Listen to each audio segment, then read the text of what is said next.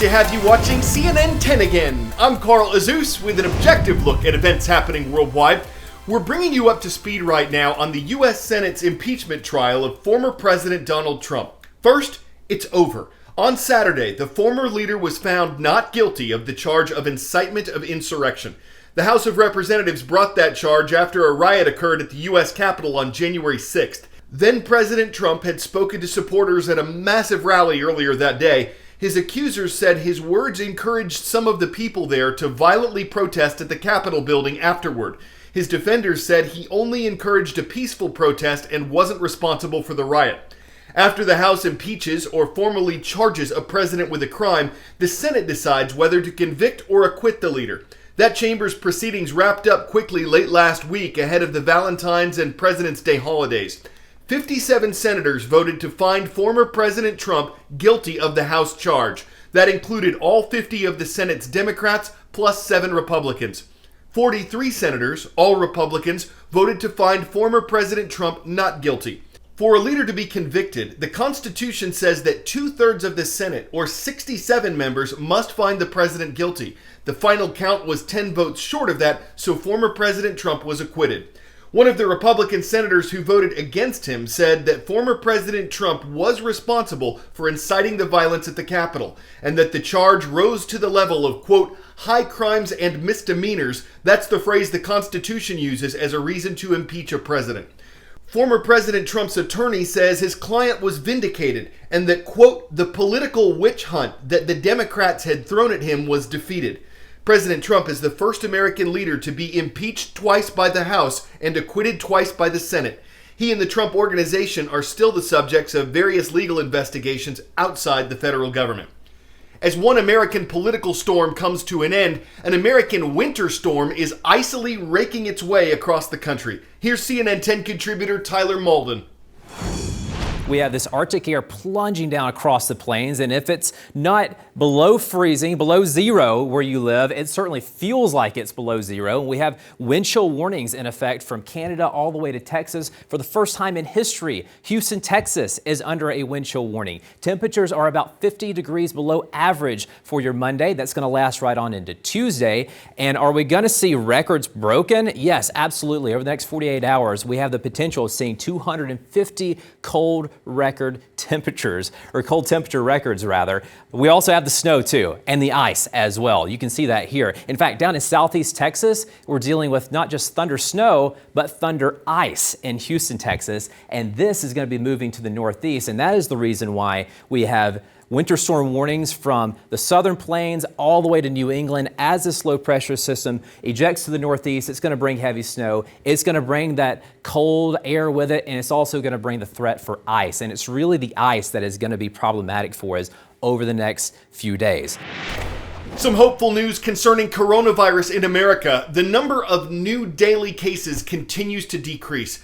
This chart tracks the number of positive tests recorded in the U.S. since last March and the total number of deaths since then in which COVID-19 was blamed as a factor. Since early January, the numbers have steadily dropped, and officials say it's not just because of vaccinations, as only about 4% of the population has received both vaccine doses. Two major reasons they say new cases are declining. One, people are reportedly doing a better job of wearing masks and keeping their distance from one another. And two, doctors think there have been so many infections in some places that people have developed natural immunities to the virus. New variants or mutations of COVID-19 could still cause new infections, and it's still unknown where and how the virus originated. The leader of the WHO mission to China investigating the origins of the coronavirus has told CNN the virus was likely much wider spread in China in December 2019 than was thought. Peter Ben Mbarak revealed the 174 positive cases found that first December, likely severe cases, meant there could actually have been an estimated 1,000 plus total cases in and around the city of Wuhan that month.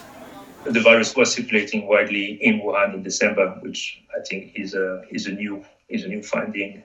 And the 100 are laboratory confirmed, and the 74 are clinically diagnosed. Confirmed. That 174 would suggest 1,000 or so plus, even. Yeah, Probably, really likely, yeah, because that's, again, that would fit with all the other parameters that we have looked at. The team also established that in that first December there were as many as 13 slight variations of the virus from samples of all or bits of its genetic code circulating in and around Wuhan, where this seafood market is thought to have played a role. We have 13 strains covering individuals in December. Some of them are from the market or linked to the market, some of them are not linked to the market. No, this is something we found as part of our mission. That many variations so early on could suggest the virus had been circulating for some time, some analysts told CNN, although precise timing is still unclear. Their work heavily scrutinised, tense in frustrating conditions. 10-second trivia. From what country did Iceland achieve its independence in 1944? Greenland, Norway, Germany, or Denmark? In 1944, Iceland achieved its independence from Denmark while that country was occupied by Germany. Tourism is a major industry in Iceland. It's one of the main reasons why its economy was charting steady growth before the coronavirus pandemic spread around the world last year. The winter nights are long in this European country, but that and its position in the North Atlantic can give visitors a spectacular view of the northern lights. They're often visible from September through March. There are some travel restrictions in place there, from COVID testing to a mandatory quarantine, but we can take you on a virtual trip to Iceland right now. Here's CNN 10 contributor Chris James. Hey Carl, as you know, I live in New York City, and because of the city's bright lights, very often it's hard for me to look up in the sky at night and see stars. But for today's virtual field trip, I want to take you to a location where the sky is lit up with incredible colors at night. Not by artificial sources like here in New York, but instead by Mother Nature herself. Welcome to the country of Iceland. This is one of the best places on planet Earth to check out the Aurora Borealis, better known to most people as the Northern Lights. I don't think there are many other natural spectacles in the world that can match up to the magnificence of the Northern Lights. Seeing this up close and personal has been called, quote, a pinnacle life experience for the people who are lucky enough to check it out. And right now we are in the window of peak viewing time for people to see the Northern Lights in Iceland, which runs from the months of October to March. There are actually forecasts online that predict the best visibility for the lights on the Icelandic National Weather website. When the forecast is strong, all you have to do is drive or take a bus to a dark area and look up. The phenomenon is caused by solar winds, which push electronic particles to collide with molecules of atmospheric gases that cause an emission of bright light. Green, blue, and even red colors can be seen. One of the best spots to check out this natural light show is at the Jocklesarland Glacier Lagoon on the southeast coast of Iceland, about 250 kilometers from Reykjavik. The iceberg-filled lagoon manages to reflect the lights in an incredibly beautiful way. Look at this, making for the perfect spot to sit back and watch this breathtaking force of nature. If you happen to go, make sure you check out the forecast. The lights are brightest on a clear and cold night.